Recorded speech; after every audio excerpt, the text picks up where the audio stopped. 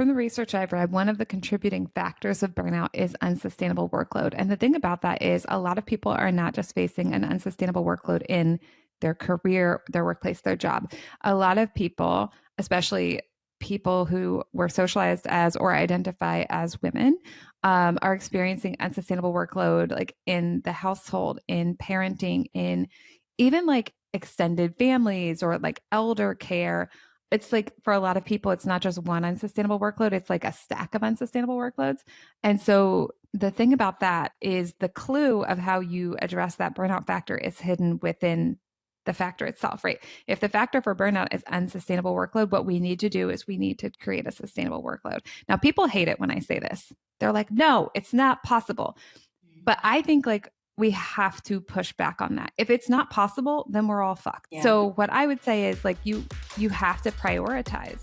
I'm Shreya Parekh, and you're listening to Empower Her, the podcast for busy women aged 35 and beyond. If you're feeling stuck and unfulfilled with your health and wealth, get ready to be empowered to take action. My guests and I will be providing you with knowledge, resources, and ideas to help you broaden your perspectives, learn more about yourself, and define your path to live your absolute best life. Be sure to hit that follow button to stay tuned with Empower Her and check out the valuable free resources available on the website to support your journey. What choices are you making, and are you making the right choice? Every day we make choices. Choices to have a harmonious life, choices on how you spend your time, choices on who you spend your time with, the choice to reduce your workload, choices for self-care, and many more. Join Kori Linn and me as we discuss creating more satisfaction in your life, career, and relationships without burning out. Kori is a speaker, life and career coach, and the host of the Satisfied AF podcast. She has coached hundreds of clients, guested on notable podcasts, and spoken to audiences large and small at HBO, Zillow, Bank of America, and more. Get ready to make the right choice right now. Kori, welcome to the Empower Her podcast. It's great to have you on. I'm excited to have this conversation with you. Please, could you introduce yourself and explain a little bit about your journey from what you were doing to what you're doing now and why? That would be great. Thank you so much. Yeah, thank you, Shreya. Thank you so much for having me on. I'm Kori Linn. I'm a life and career coach and the host of the Satisfied AF podcast. And that it does stand for a 4-letter word, if you're wondering what that's about. And what I help people do is create lives and careers and relationships that truly delight them without burning out. And I just love getting to help people move closer, whether it's like inching closer or taking huge leaps and bounds closer to a life that feels really just aligned and delicious. And so my background, there's a lot of different stories I could tell, as is true, I think, with anyone.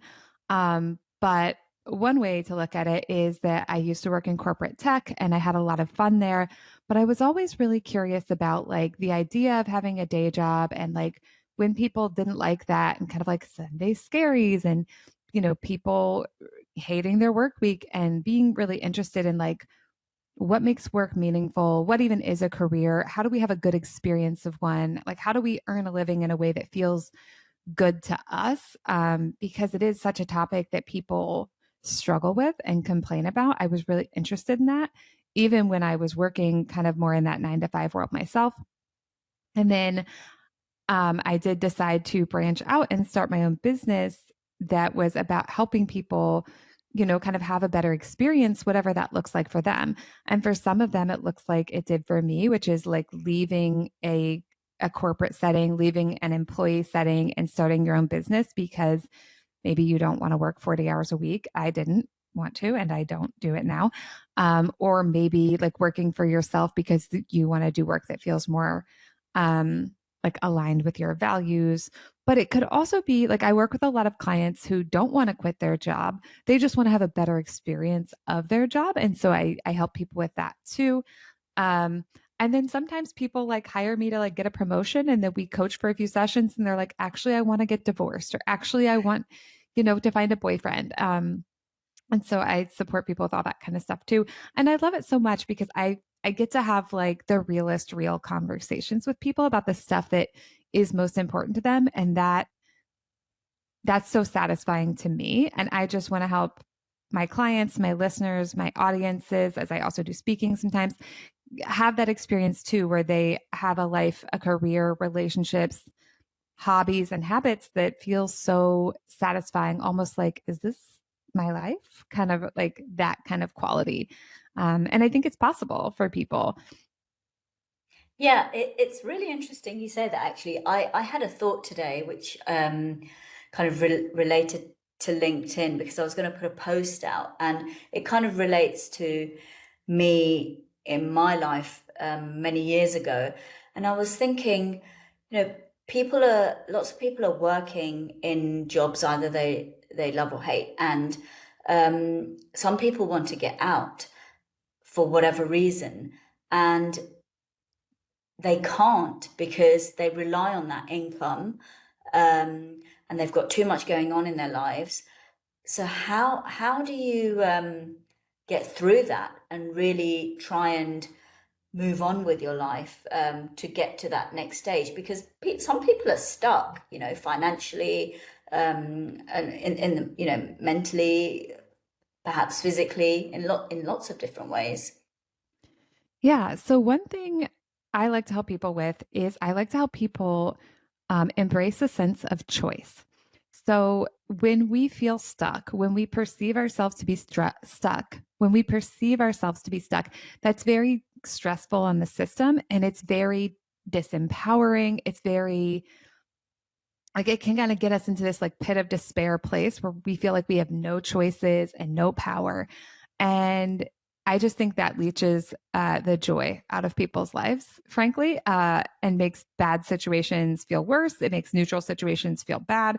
So, one of the first things I would do is I would say embrace a sense of choice. If you aren't going to leave because of a financial reason, or you're not going to leave because, like, I live in the US, so a lot of people don't leave their jobs because of health insurance, right? So, if you're not going to leave because of one of those factors, I would just kind of embrace that of like, I'm not stuck. I'm choosing to stay here because there is something I want here. Is it an ideal situation? It's not. Is it where I want to be? It's not. Do I think it's great that this is how the system's set up? I don't. So we're not gaslighting ourselves here, and we're not like just, toxic positivity or like sprinkling fairy dust on it. What we are doing is we're owning like, okay, I'm going to make a choice to do something, to give myself something I want, knowing that it's not 100% of what I want. It would be like if you were in a lease in an apartment. I don't know if you have these, but I imagine you do, right? Like when we moved to an apartment in the US, like you sign a lease, it's like 12 months. These are the terms. So if Mm. you want to move out early, sometimes you have to break, they call it breaking the lease, right? You might have to pay a big fine. So like if I were in an apartment and didn't want to be there anymore, I could have the choice in my head, like, okay, I can stay in this situation that's not ideal, or I can choose to pay the fee to break it.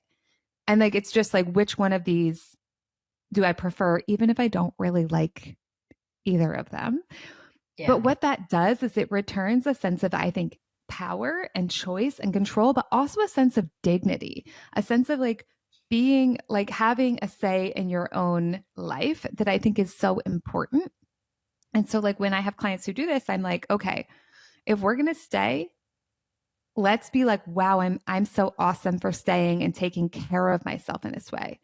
Like, do I wish it were a different set of options? Totally. We're not going to lie to ourselves about that. But like, wow, I'm going to stay because health insurance really matters to me and I'm willing to make that my top priority for this time. Or I see people a lot where they get a job and it turns out to not be the job they thought they were getting. They don't like it, they don't want it, but they're like, I'm going to stay because I want to have this job on my resume for a year. Now, they get to choose that if that's what they think matters to the trajectory of their career. But then I'm like, but let's just own the choice then. And likewise, you can make a choice that doesn't make sense to other people, that does not follow conventional wisdom. And you can own that choice too, or you can be like, you know what? I'm going to break the lease and pay the huge fine because I don't want to embrace the choice of living here. Or you could be like, I'm going to quit the job, even though I've only been in it for 3 weeks, and I'm going to find a way to embrace the narrative of that and like tell a powerful story about it and get a different job or start a business. or whatever the thing is. But I think like I know so many people who, because I left a corporate setting that felt very safe and cozy and started a business, they're like, you're so brave. And I mean, maybe, but like another way to see it is like I just embraced the choice that had a lot of risk factors and turned out to have a lot of rewards. Right. But like you can also be just as proud of yourself if you choose to stay in like a corporate setting or an employee setting or stay at a company that's not an ideal fit. I think the more we're in something that's not a great fit, the more you kind of have to amp yourself up on like why you're doing it so that like you center the reason that feels good versus centering the part that feels icky. Does that Yeah. make sense? Yeah, definitely. And I think that, those things that you've just said can also apply to personal situations as well, for Yeah. sure. When you're in certain situations and you're feeling stuck and you feel like you've got no choice, reframing it in that way definitely can help. I think there's definitely advice that I'll be taking on board there as well, for sure. Yeah. So with regards to, you know, getting from here to here, you've made a choice and or you want something. How do you get what you want? Yes, the perennial question. How do you Yeah. get what you want? My answer, which is going to sound silly, but is 100% serious, is you get what you want in very small steps done over and over again over time. Because I see people all the time trying to go from like 0 to 60 on like habit creation, on building a business, on getting a job. And I think culturally, for a lot of us, there is this celebration of like an overnight success or like a big transformation. I mean, like, look at montage scenes in movies. Like, we celebrate, like, you were here and now you're there. And we kind of skip all the hard work in the middle. We're like, boop, boop, boop, now you're here. In real life, I think the most sustainable, joyful way that I've found to create change that actually lasts and it doesn't create burnout as a side effect is to make these little teeny incremental changes. The hard part is for a lot of people that doesn't feel sexy or fun or exciting. And so there's kind of this internal resistance to moving in that way and this internal judgment of like, I should be able to do more. But I think if we can set those aside and just be like, what if it's okay to make really little efforts that accumulate and that over time add up, and to give yourself time to like exist in a habit before you increase it. A really easy, straightforward example is like if someone doesn't have any physical movement in their life and they want to be someone who does exercise, I might say like, okay, 3 times a week, movement for 5 minutes each time. And my clients will just roll their eyes at me and they're like, no, Kori, it's so embarrassing. It's cringe. Please don't make me. But when the clients actually do it, and I'm like, listen, do any movement that feels like good or interesting or at least neutral. Do not do something that you do not like doing. That's not how you build a habit. Okay. Yeah. We can like tackle that part later if you want to, but I would start with like just walk around the block or something like that. When you do that to the over and over again and it becomes easy, it's actually much easier to then open that habit up to lengthen it and make it bigger. But like a lot of times people are like, I'm going to go from doing nothing to running 3 miles. And in my opinion, that's a recipe for injury. That's a recipe for like a lot of pain that's unnecessary, like physical pain, but also mental, emotional pain. And it's a recipe for you to like do it and then stop. And then you have this narrative about yourself, like either I never do anything or when I do stuff, it doesn't stick. Whereas I think when we're doing these like really small increments, it's a much more gentle way to make a change. And the change often lasts longer. That being said, like some people can go 0 to 60. So like this isn't prescriptive. I think what it's really about is figuring out something that's going to work for you, embracing it, doing it imperfectly, because that's the only way human beings ever do anything. If you have to do it perfectly to be like successful, you're going to be sad and fail. Sorry about it. Right? And then another key ingredient is like at the very minimum, talk about what you're doing neutrally. And at the maximum, what I would actually prefer is you talk about what you're doing with praise, because a lot of people will finally start taking action on something and then can we curse on this podcast? Yeah. Okay. And then they'll shit talk themselves, right? They'll be like, oh, I did my 5 minutes of movement. Like, what a little baby, right? They'll shit talk themselves. They'll name call themselves. They'll belittle their effort. Like, Mm, why would you want to do effort that you get belittled for, right? It's like, it's very, like, that doesn't work for like animal behaviorism in a lot of ways. We are also animals, right? Like, we're humans, we're people, but we have that same animal thing of like, if you do something and you want to do more of it, praise what you've done. And if you can't praise it because it feels too cringy and weird, at least say it neutrally. Like, I said I would do 5 minutes and I did 5 minutes. Check. yeah. And then I would like warm yourself up to like being able to praise yourself and have that feel good. I know that's a stretch for some people. But it's so fun and satisfying, like when I do hard things, to be like, okay, like, you did a hard thing. I saw you not want to do it. I saw you want to scroll Instagram, but you got up and did it, and I'm proud of you. Like, Yeah. we crave that. I've coached so many people about how much they want validation from others, but then we like refuse to give it to ourselves. And I'm like, what if we learn that it's okay and not cringe to receive that validation from ourselves? It also then makes it easier to receive it from others. Like, obviously we are social mammals, and like, it's important to have the relationships with others too, but I think a lot of us crave validation but also cannot receive it. So I think that's something to work on. Like, if you can't absorb it, it doesn't matter how much you're getting, so you gotta like learn that skill. Yeah, it's quite hard because I feel like everyone wants everything right now, and Yeah. it's and they want that big thing right now. Yeah. They want to go from 0 to 60 or whatever, 0 to hero, whatever that might be. Yeah. And it's hard to, especially in, with the fast paced environment we're in now. Everything is instant, everything is now, and trying to reel yourself back from that, and say to yourself, no, I am only going to do that for 5 minutes, is quite difficult. I mean, I find It that is. difficult. I think what it requires is a reorientation internally of what success is and what actually matters. Because if you think success is 0 to 60 and you do 5 minutes, like, you're going to be like, that's not a success, right? So we got to reorient to like, the big thing is built by the small thing.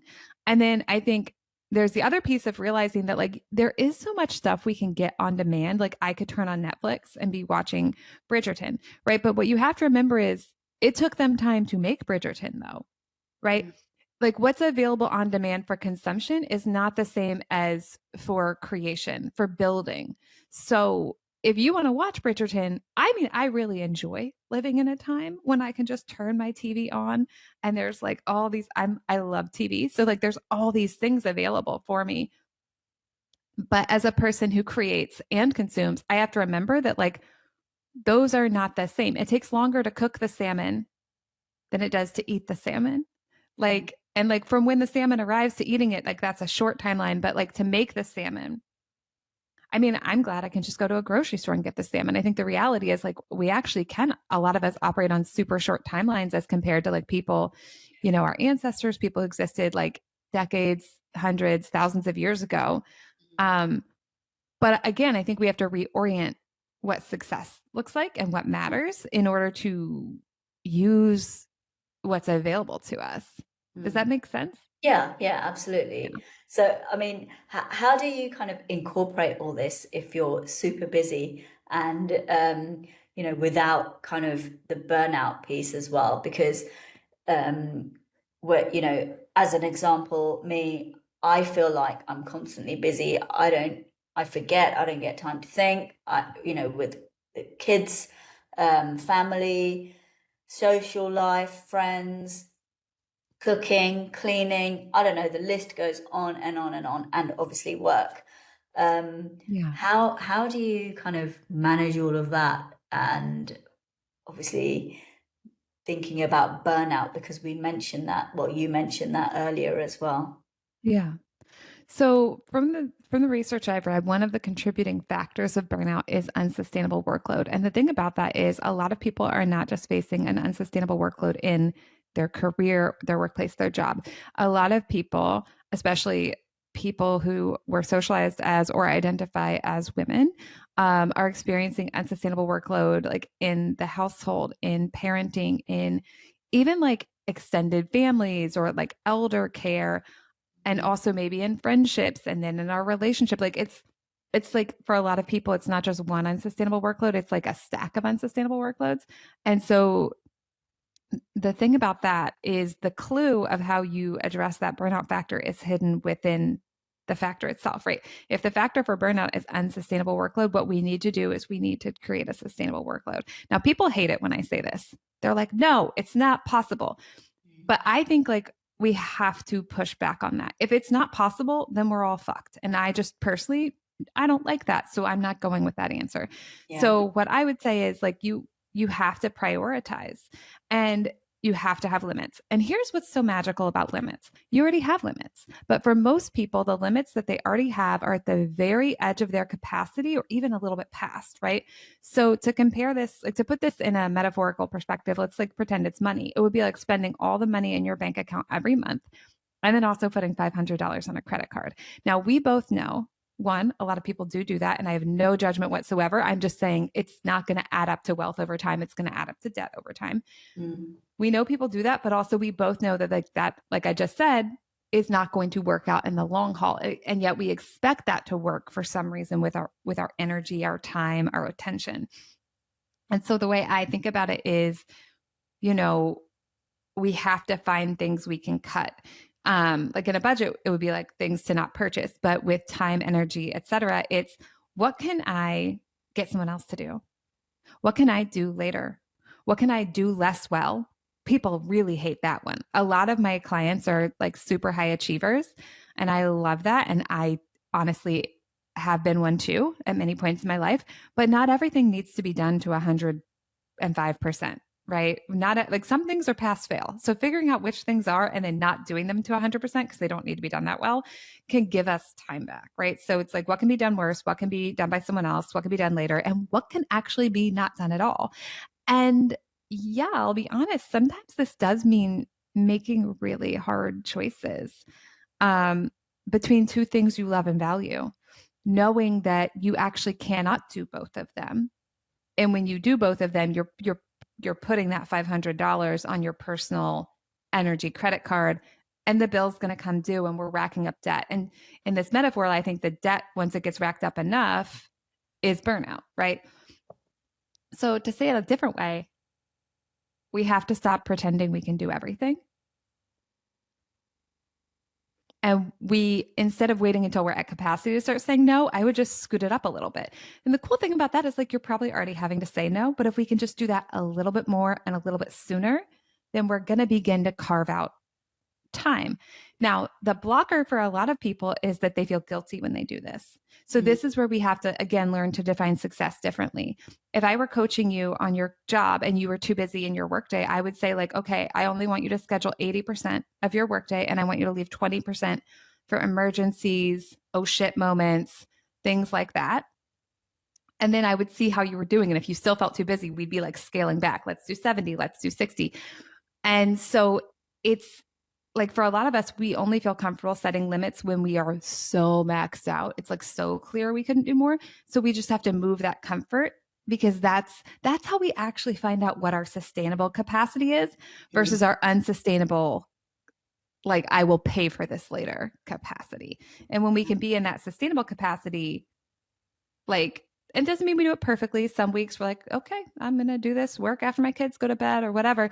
But like when we can be in that space more of the time, then we can do a lot and we can still, I'm telling you, we can still do so much and do a good job at it.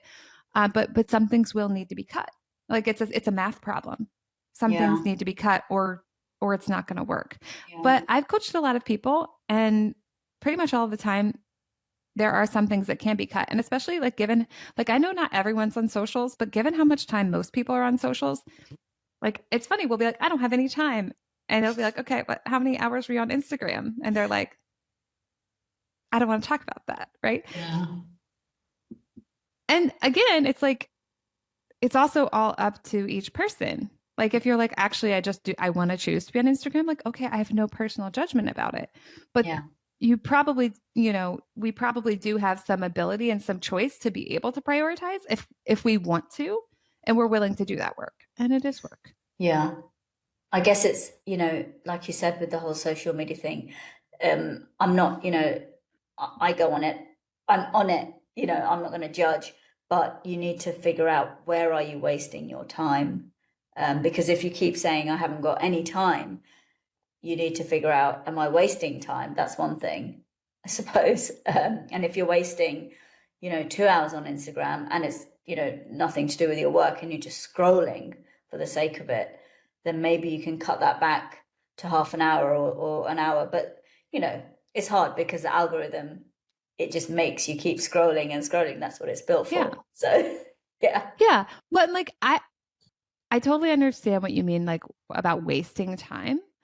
But I find people are often quite sensitive to feeling judged. So I'm like, hey, we don't have to call it wasting time. Let's just call it like choosing. Right now, you're choosing 2 hours of Instagram. Are you getting what you want from it? So, like, I think for me and my clients, and it's different for everybody, but for me and my clients, like if we start to feel like, oh, I'm wasting my time, I'm a bad person, then this whole guilt thing comes in. So I'm like, hey, like, what if it's like, we'll set that aside for this moment. And what if we're just like, hey, is this building what you want to build? Because this is an investment, like that it's an expense. Is it returning? And if it's not, can we just begin to wiggle the choices around? Even if it's like, okay, I will take 5 minutes that I would have been on Instagram and I will walk around the block, right? It can be that really small thing. Yeah. And it doesn't have to be a lot of guilting and shaming ourselves. I do think it does have to be a little bit of a honest look at ourselves and like where we're spending our time. Or like an audit. We're just like, when we do an audit, like financially, we're like, well, where's the money going? And if we can look at that without shame and without judgment, then it's usually easy to be like, oh, well, it's all going here. Do I like that or would I like to reorient? Yeah. Like sometimes I do the math on like, this is how much it would cost to go out to dinner with my partner. And this is how much it costs to like make dinner for me and my partner and another couple. And I'm always like, every time I do the math, I'm like, this is insane. It's so much cheaper. And Yeah. that helps me make the choice of like, oh, you know what? I think I'd rather cook, even though that's more effort because Mm. like I've seen the numbers. So I think sometimes we need to do that with our own lives too, of just like, oh, I could have started a small business with the amount of time I was doing this. And there's no judgment about that. But like, is that actually what I want to be doing? Mm. How do you, so I just want to go back to the work environment. A lot of people work for companies, however big or small they are, and carving out that time.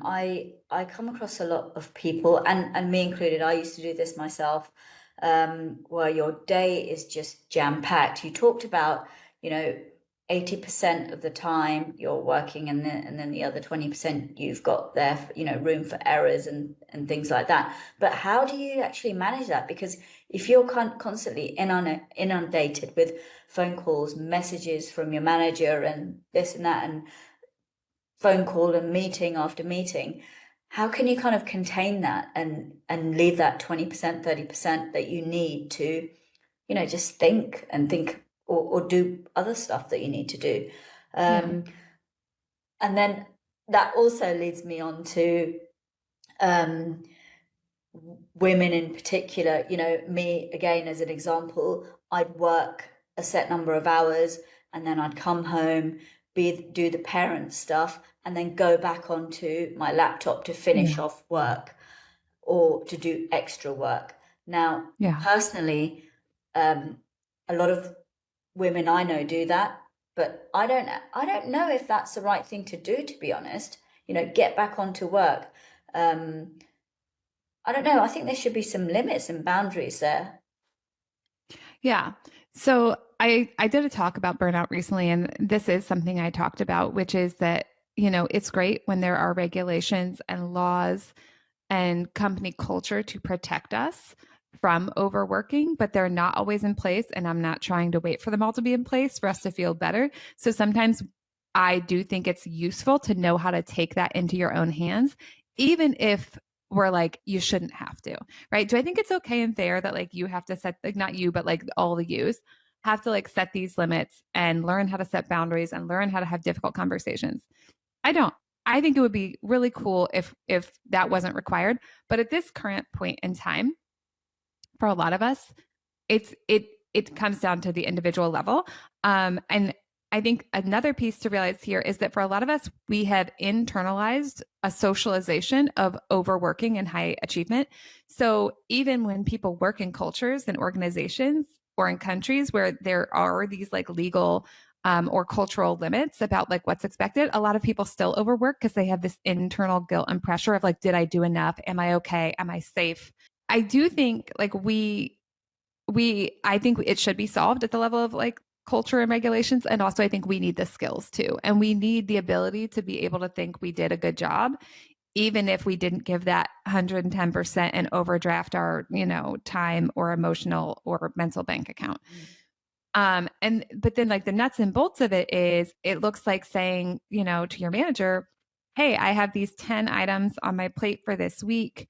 Like in order to, do good work, I need to prioritize and pick 5. Here are the 5 I picked. If you have some information or know something about like, these aren't the right 5 because there's something going on that I don't know about, like, please advise me on that. Or if you think I should be able to do all 10, like, let's sit down and talk about like what's required and how that would happen, because like maybe there's a faster way to do it that I'm not aware of. But I think a lot of people don't like having those conversations because they're like, I could never admit to anyone else that I have limits. But that's like, first of all, we all have limits. Second of all, like they hired you to do a job, like one full-time job usually, that like even if your salary does kind of has like a general expectation of how much you work. So like for some of my clients, that's 40 hours like on the dot. They're not working more. I have other clients where they're, norm in their company and in their head of salary is like 40 to 50, and they feel comfortable flexing up to the 50. Like I think that's a little bit of a personal thing and an organizational thing of figuring out what that is. But I think what it comes down to is being able to like have conversations that may feel uncomfortable and difficult. And then it's also being able to manage your own emotions when it's 8 p.m. and you've put the kids to bed and your brain's going, well, what if you just work on that report for another 2 hours? And you're like, okay, but did I already do my time today? And is it okay if like that's just like not done for tonight? But for some people, I also like realize like that could be really flexible and feel good. So it's like maybe you want to work 6 hours during the day and then 2 at night after your kids go to bed. I think it can be important to embrace that kind of flexibility, especially for working parents. But I think you got to get clear on like what the ideal looks like for you. And then how do we just like kind of stay near it, knowing that we're going to flex a little bit, especially if we're working at a global company. Or there's like something else going on, like we're offline during the day, maybe for like big chunks for like carpool, or maybe for like some kind of like a yoga hour at lunch, something like that. I think like being able to have that flexibility can be really a beautiful thing, but I don't want people to abuse it to then overwork themselves.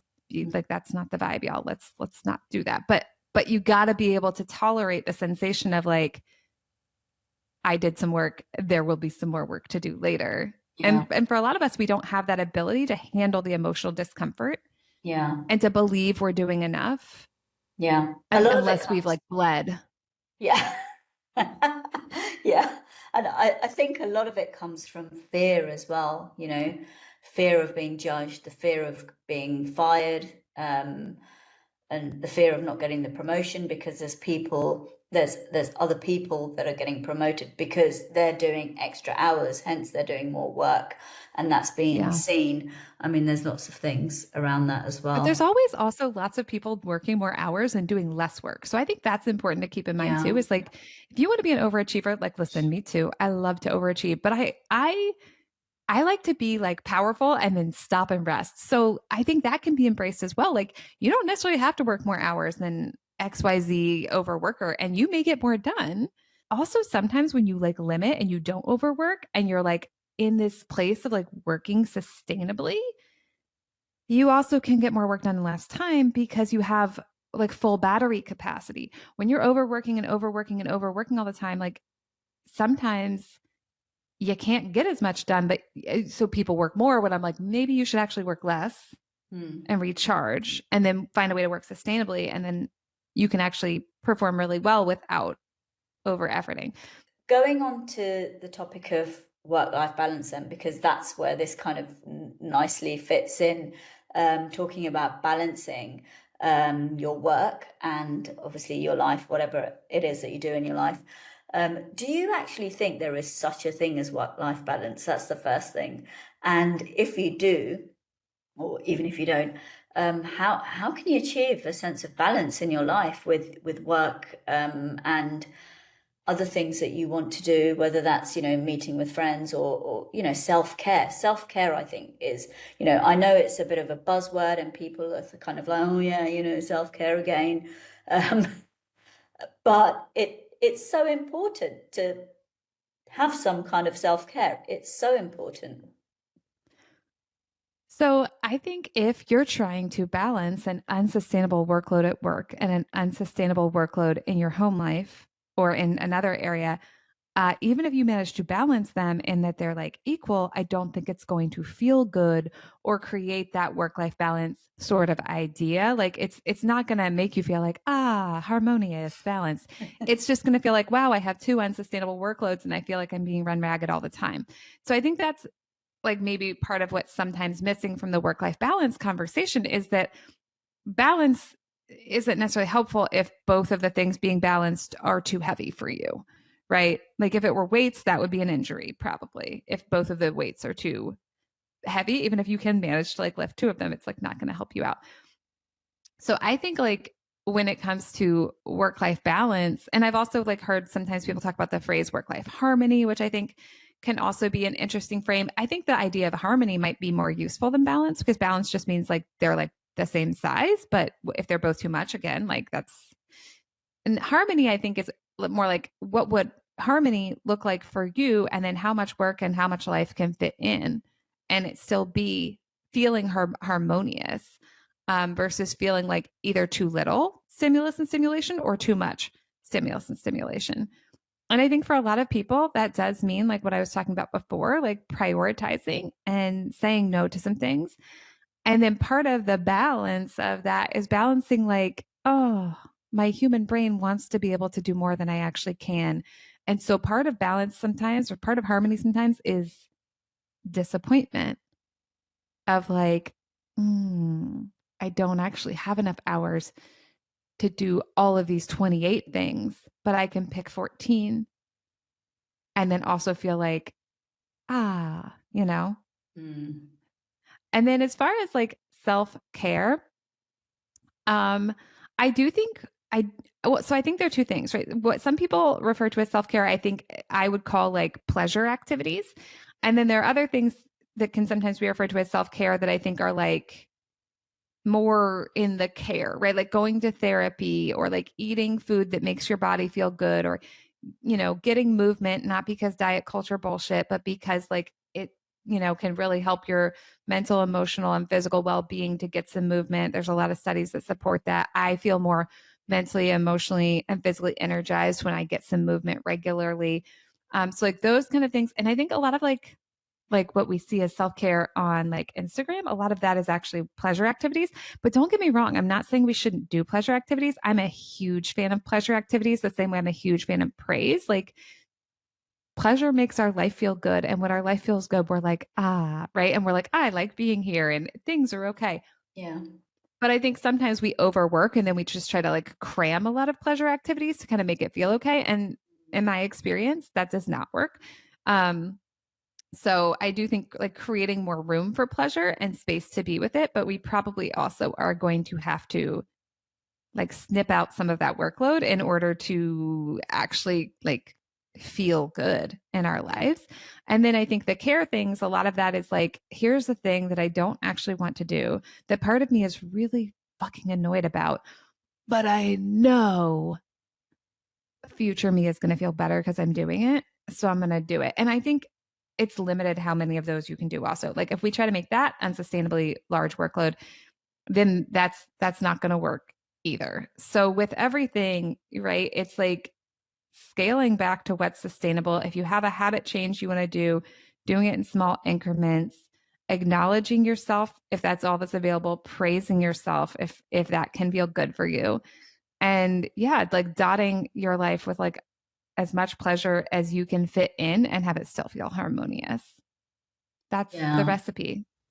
Yeah, you're right. I think, we like whether you work for a company or whether you work for yourself, we work, aiming for that kind of, right, I'm gonna take 2 week vacation, um, and in the next few months, whenever that is, in 6 months' time, I'm gonna go and spend 2 weeks on the beach and relax, and or 2 weeks on a retreat, whatever that might be. But in between that, before that, you're working to the point where you just work, and there's no kind of sense of, like you said, reduce that and incorporate the self-care or the balance earlier. You don't have to do the work and then be like, oh, now I can relax, I've got 2 weeks off work, and then you go back Well, to it it again.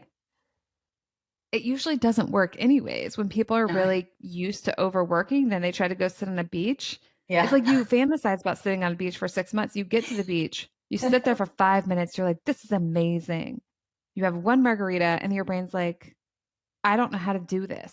What Yeah. are we doing? I need to do something. What are they doing in the office?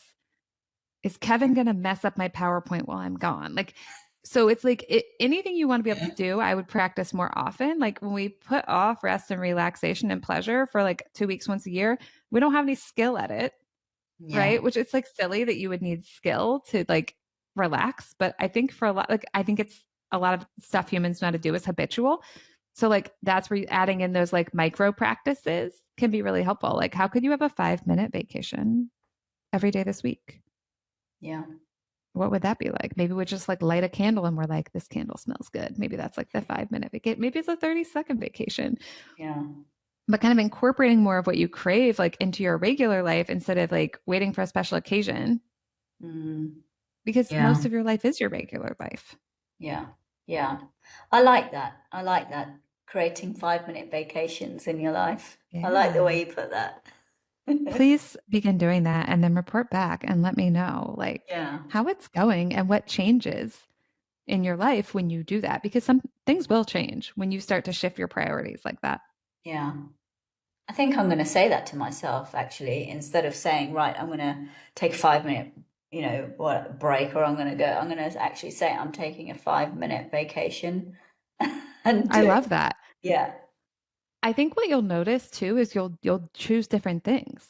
Like maybe you'll be like, "Oh, I'm gonna go like outside and get the sun on my face." Like that feels vacation worthy. Yeah. Yeah. Well, it could be as simple as sun on your face. It could be like, I'm gonna put some like cucumber slices in my water, or so like some grapefruit slices. Like I feel like I'm at a spa. Like the littlest things can be big pleasure cues. They Yeah. can be little, they can be free or cheap. It Yeah. doesn't like this doesn't have to be a thing that's like only available like with like a lot of privilege or money. Yeah. Yeah. You'll be, there's a lot of things that involve privilege and money, but there are also plenty of things that can be done for free. Plenty. Yeah. Well, and like privilege and money are real factors of like what's available to you in your life and how hard you Yeah. have to work for things. I don't want anyone to think I'm saying like those don't matter because they matter and they have a huge impact on people's lives and people's life outcomes. But one of the things that I want to focus on as a coach is like there's a lot we cannot control. So what can we control to help you have a better experience? I think let's also go change like the institutional things and like the structures. Like let's change the way things are, but like let's not wait until it's all changed to have a better experience of our lives because our lives are right now. Yeah. And there Yeah. is stuff we can impact. Yeah. That's one of my favorite sayings at the moment, right now. Mm. Yeah. So Corey, I'm a really big advocate for collaboration. So I wanted to ask you what collaboration opportunities you might be looking for right now, whether that's on a personal or professional level. Yeah, I love that question. I think collaboration is magical, and I think community is so important to humans and something a lot of us don't feel enough of a sense of. It's also one of the burnout factors is lack of supportive community. So everyone connect with somebody today, like even if it's just a little talking, little listening, that's how community is built. Yeah. And then to circle back, the kind of collaborations I'm looking for, I am looking for speaking opportunities to come speak to your small team, your large organization, your entire company. I'm looking to do guest interviews on other people's podcasts, just like I'm doing this guest interview with you today. Um, and I'm open to being pitched for other kinds of opportunities as well. If anyone heard this podcast and they're like, you know what? I think it'd be really cool to do XYZ project. I'm like, yeah, slide on over to Instagram, DM me and tell me all about it. If it's a good fit for me, maybe we'll do it. If it's not a good fit for me, I know a lot of other people who are really magical and brilliant. And I love connecting people who I think would be a good fit for each other. So there's like lots of opportunities for success in that. So I invite you to be brave and let me know what you think would be fun. Yeah, no, that's great. I love the kind of connecting people to other people as well. I think that's so important. Like if you can't do something, or if you're not the right person, I'm sure you know someone or someone knows someone, and that's Yeah. how, that's how we move forward. That's how we raise people up. And I'm a super advocate for that as well. Yeah. So, um, finally, just to kind of close up, I wanted to ask you what would be your top three pieces of advice for busy women to achieve their goals without kind of burning out. I know burnout is an individual thing, and we're not going to really go into burnout as a topic, but what pieces of advice would you give to women? Yeah. The number one piece of advice I would give is get some things off your plate. Delegate it, ditch it, do a worse job on it, pay someone else to do it. There is so much work that you do not need to personally do. Get rid of some of that work. When you get rid of some of that work, like you're first of all just going to feel a lot better. Second of all, it's going to open up space to do other things that matter more to you, that are more prioritized or aligned to what your satisfying AF life is. Um, Thing two is start small. Whatever you want to do, whether you want to do more of something or do less of something, I'm a huge fan of starting small. A few years ago, I stopped drinking caffeinated coffee and I legit titrated down by like a half a cup a day or something. It took me, I think, a month to go from like 3 cups of coffee to 0 cups of coffee. And I know a lot of people go cold turkey. If you like to go cold turkey, I'm not here to judge that, but I think it's so much more sustainable to do things in this like really gentle increment. Mm. And I think that works really well. Again, I did that to get off of caffeine, but I've also done that to build up a lot of really helpful, useful habits in my life. I watched my partner use it to like build a flossing habit. Like she started by just like flossing like 2 teeth a day. And I was like, you're brilliant. So I think it can be something that can seem silly, but can actually be incredibly powerful and effective. And that leads me to number three, which is like acknowledge yourself. You're doing so many hard things. And like I see so many high achieving women who are they're hungry for acknowledgement. Give it to yourself. Ask for it from other people too, by all means. Like if you want praise from somebody, ask them for it. That also can feel really scary. But if you give it to yourself, you're going to begin to feel a little bit more filled up emotionally. And then also when you get it from someone else, it's like, ooh, fun. It's like sprinkles on your cupcake instead of being like, oh my God, I'm starving for that. And they gave it to me. So now I'm like addicted to their validation. That's like not kind of the arrangement we want.